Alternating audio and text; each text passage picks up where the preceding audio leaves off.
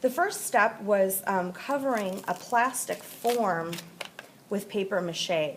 And most of us have that done already. When you were finished with that, you wanted to take the form off and then set that aside because that does not stay inside your mask.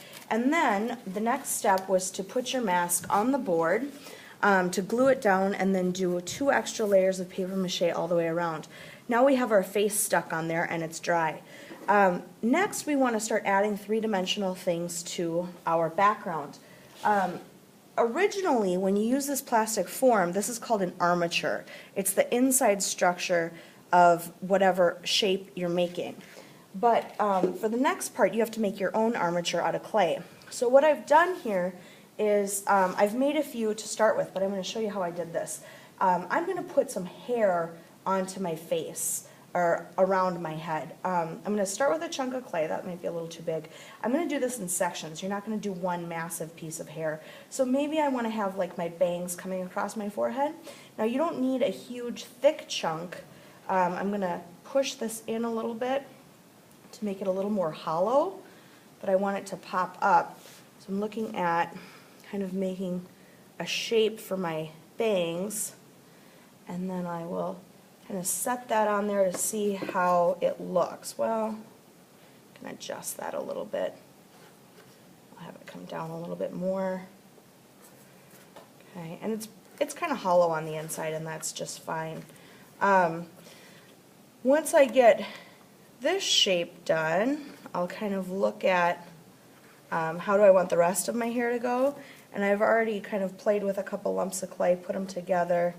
Maybe I'll have this one on the side, and then that one would kind of overlap. These are still going to be 2 separate pieces. It doesn't have to be perfect at this point. It has to be the right size, and then maybe I want to add a couple of pieces of hair that come off 3-dimensionally to my piece. So I have some pieces sticking out like that. After you get your separate pieces done, got the left one too, then I'm going to wrap each piece in plastic wrap. When you do that, you want to make sure that the plastic wrap is nice and tight to the form. So you want to really smooth it on there, and on the back side too. And you want 1 layer. If you've got a bunch of extra, I'm going to cut that off.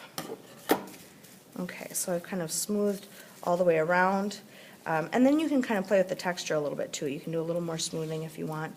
And that is an armature, just like my plastic face, but now I'm going to wrap the armature all by itself. So I've got the side of my hair here.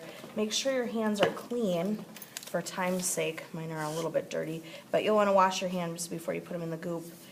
And then I'm going to start by wrapping around my form, right around the plastic wrap, with my strips. You want to make sure that they're not too big.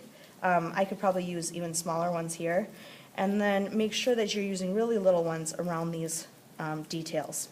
You're going to do about up to 3 layers, and then you want to let this dry overnight. The clay is not going to stay in here forever. After it has a couple layers and it's dry, we're going to cut a slit inside or along the paper and pull out all the clay and give it a few more layers so it's strong. The clay is just to hold our form initially.